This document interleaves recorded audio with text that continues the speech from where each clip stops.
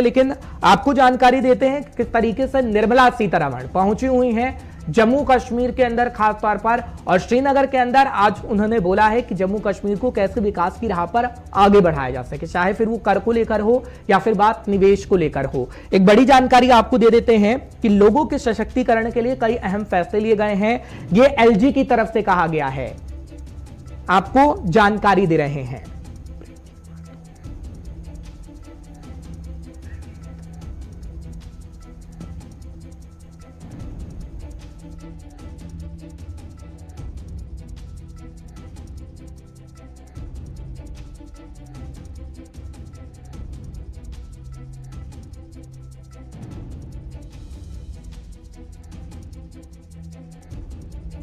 इससे पहले दिखा रहे थे कि उपराज्यपाल साहब ने कहा है कि भ्रष्टाचार मुक्त और पारदर्शी सिस्टम हम लोगों को दे रहे हैं, और इस बात में कितनी सच्चाई है कुछ देर में हमारे संवाददाता जुड़ेंगे तो आपको बताएंगे। फिलहाल बड़ी जानकारी आपको दे रहे हैं कि लोगों के सशक्तिकरण के लिए कई अहम फैसले उपराज्यपाल ले रहे हैं। मेरिट के आधार पर 7,000 नियुक्तियां की गई हैं, इसमें यह भी बताया गया है। और उपराज्यपाल ने कहा है कि भ्रष्टाचार मुक्त और पारदर्शी सिस्टम हम जम्मू कश्मीर के लोगों को दे रहे हैं।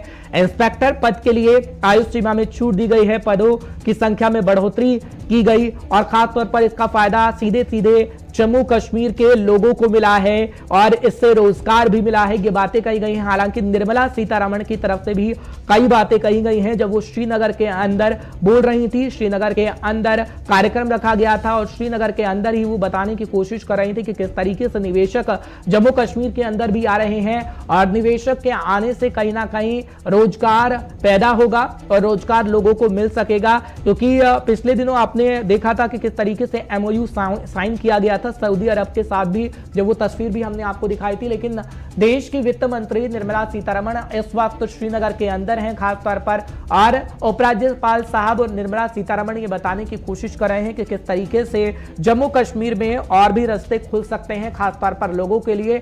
अब इन तस्वीरों को आप देखिएगा किस तरीके से लोकार्पण शिलान्यास खास तौर पर किया जा रहा है कि आगे आने वाले समय में जम्मू कश्मीर के लोगों की राहों को आसान किया जा सके। फिलहाल तस्वीरें आपको दिखा रहे हैं और बताने की कोशिश कर रहे हैं कि क्या स्थिति थी जब निर्मला सीतारमण पहुंची और उनका भव्य स्वागत किया गया है। स्वागत की कुछ तस्वीरें भी हम आपको दिखा रहे हैं श्रीनगर के अंदर की, जब निर्मला सीतारमण की मौजूदगी हुई थी।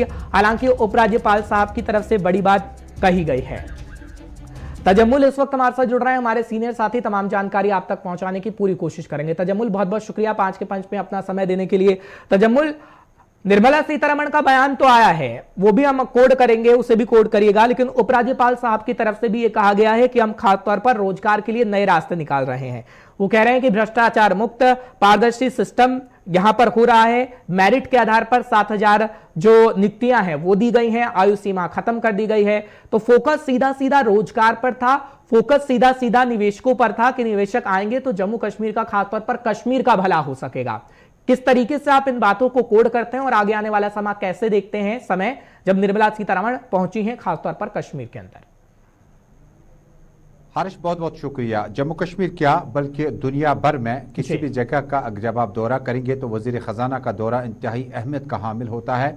और जिस वक्त जम्मू कश्मीर में फिलहाल यहाँ पर पॉपुलर गवर्नमेंट नहीं है तो सारा निर्भर जो फाइनेंस का है, बजट का है, वो यूनियन मिनिस्ट्री पे ही डिपेंड रहती है, कोई भी यूटी हो या स्टेट हो। इसके बाद निर्मला सीतारमण का आज का दौरा इंतहाई अहम है क्योंकि जम्मू कश्मीर में ट्रेडर्स के साथ साथ ट्रांसपोर्टर्स और बहुत सारे लोग, जिस वक्त जम्मू कश्मीर में कोरोना वायरस के बीचों बीच में तामीर और तरक्की का जो ख्वाब खींचा गया था प्राइम मिनिस्टर मोदी की तरफ से, उसको पूरा करने में कहीं ना कहीं दुश्वारियों का सामना तो करना पड़ा। लेकिन निर्मला सीतारमण के जम्मू कश्मीर दौरे पर उम्मीदें बहुत ज्यादा है, क्योंकि उम्मीद इसलिए बहुत ज्यादा है कि जम्मू कश्मीर में आर्जी मुलाजमीन के मसाइल हैं, उनका बजट एलोकेशन के साथ वास्ता है, प्रोजेक्टों का।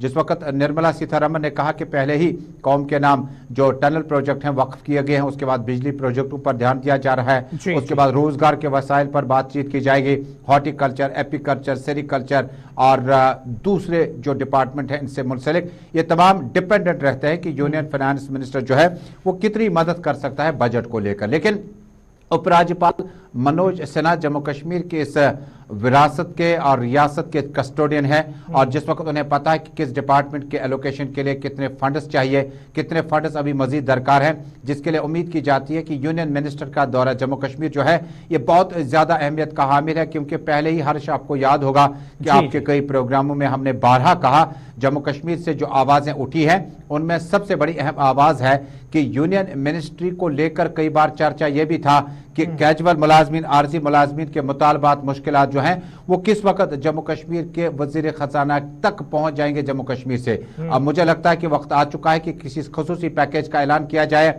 क्योंकि अगर आपको याद होगा जिस वक्त मुफ्ती मोहम्मद सईद वजीर आला हुआ करते थे पीडीपी बीजेपी के गठबंधन के साथ, उस वक्त प्राइम मिनिस्टर मोदी ने जम्मू कश्मीर में शेर कश्मीर स्टेडियम से 80,000 करोड़ के पैकेज का ऐलान किया था। बाद में आहिस्ता आहिस्ता आहिस्ता बताया गया कि इन पैसों में से मरकजी मावनत वाली स्कीमों के लिए भी पैसा रखा गया, नेशनल हाईवे को मजीद बेहतर करने के लिए पैसा रखा गया।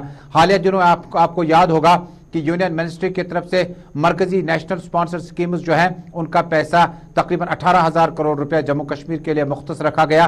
सिर्फ 1,000 करोड़ रुपए अभी तक खर्च हुआ और 17,000 करोड़ रुपया जो है वो तकरीबन लैप्स होने जा रहा है, जिसका गालिबन ये मतलब होगा कि अगर इस साल में क्योंकि सर्दियां शुरू हुई वो पैसा भी खर्च नहीं हो पाए तो उसको अगले माली साल के लिए उसको शेड्यूल में रखा जाना चाहिए। आपने जिक्र किया मुफ्ती मोहम्मद सईद साहब का, मैं यहां पर एक बात कोट करना चाहूंगा क्योंकि रोजगार का एक मसला है वो सालों से जम्मू कश्मीर के अंदर चला आ रहा है।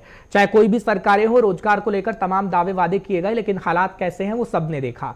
अब हम देख रहे हैं कि महबूबा मुफ्ती साहिबा हो, फारूक अब्दुल्ला साहब हो, उनके हमेशा बयान आ रहे हैं, उमर अब्दुल्ला साहब भी, और वो टारगेट कर रहे हैं उपराज्यपाल साहब को, टारगेट कर रहे हैं केंद्र को कि आप नौकरियां नहीं दे रहे हैं। लेकिन आज जो उपराज्यपाल साहब की तरफ से बात की गई है कि हम ऐसे रास्ते खोल रहे हैं जिससे कहीं ना कहीं रोजगार के साधन उपलब्ध हों, क्या वाकई ऐसा हो सकेगा कि जो रास्ते हैं वो खुल सकेंगे और युवाओं को साथ लाया जाएगा, युवाओं को नौकरियां दी जाएंगी? जो बातें कही गई थी वो कोई तो सरकार पूरा करे। देखिए हर्ष, जिस वक्त रोजगार की बात करें तो रोजगार में मरकजी सरकार जो फोकस था वो industrial sector, tourism, agriculture, horticulture, apiculture, sericulture और दीगर डिपार्टमेंट से मुंसलिक आसपास था। यानी प्राइवेट सतह पर रोजगार के वसाइल जो है जम्मू कश्मीर के युवा को दिए जाएंगे। लेकिन जिस वक्त service selection board, public service commission बाकायदा तौर पर या Jammu Kashmir police, Indian reserve police और बाकी जो मुख्तलिफ सिक्योरिटी एजेंसीज है उसमें कई एक बटालियनों का भी ऐलान उस वक्त की सरकारों में किया जाता रहा। लेकिन मौजूदा सरकार में जिस वक्त आप देखते हैं तो रोजगार के वसाइल मुंजमद होने लगे, सीज होने लगे। बहुत कम बार हमने नोटिफिकेशन को पाया जिसमें 100-150 के आसपास के जो हमारे मुलाजमीन लगने वाले थे उसके लिए 1 लाख 1.5 लाख के आसपास में फॉर्म फिल किए जाते हैं। यानी मरकज ने जिस वक्त जम्मू कश्मीर में यूटी सरकार को, इस स्टेट को डिमोट किया था और उसके बाद ऐलान किया था रोजगार के वसाइल पैदा किए जाएंगे, इंडस्ट्रियल सेक्टर को बढ़ावा दिया जाएगा। अमली तौर पर सियासतदानों की माने, हरीफ जमातों की माने, अपोजिशन जमातों की माने, PDP, national conference, Congress, PDF और बाकी पार्टियों की अपनी पार्टी पीपल्स कॉन्फ्रेंस, ये लगातार सड़कों पर और अपने प्रेस रिलीज के जरिए जरा इब्लाग को बताते रहे कि रोजगार के वसाइल मंजमन जैसे लग रहे हैं। और जिस वक्त निर्मला सीतारमन जम्मू कश्मीर की सरजमीन पर मौजूद है, उम्मीद करते हैं कि न सिर्फ माली पैकेज का ऐलान किया जाएगा, देखिए हमारा ट्रेडर, हमारा ट्रांसपोर्टर, हमारे मुख्तलिफ जुमरे जो है वो उम्मीद लगाए बैठे हैं निर्मला सीतारमन से शायद कंपनसेशन के तौर पर। हालिया दिनों आपको याद होगा कि बेवकत मौसम ने करवट ले ली और बर्फबारी से काफी ज्यादा नुकसान हॉर्टिकल्चर को पहुंचा। और महबूबा मुफ्ती ने अभी कुछ दिन पहले जम्मू की सरजमीन से ऐलान किया था माकूल और मुनासिब मुआवजा दिया जाना चाहिए और कम मुआवजा देकर आप किसानों के साथ इंसाफ नहीं करते हैं। क्योंकि जब किसान है तभी जम्मू कश्मीर में, दुनिया भर में, मुल्क भर में जो आपका रेशन बांटने का मुफ्त निजाम है उसको तभी लागू किया जा सकता है जब किसानों के मसाइल को हल किया जाए। लेकिन नजर बराबर इस वक्त सीतारमन पर है कि किस तरह से जम्मू कश्मीर में नए विकास का जो परवान चढ़ाना है उसमें फाइनेंशियल पैकेज किस तरह की होगी वो अवाम उसका बेसब्री से कहीं वजीर खजाना ऐसा कोई खजाना दे जो खास तौर पर जम्मू कश्मीर के काम आए। उम्मीदें लगी हैं, उम्मीद पे कहते हैं दुनिया कायम है तजमुल। बहुत बहुत शुक्रिया हमारे साथ आने के लिए और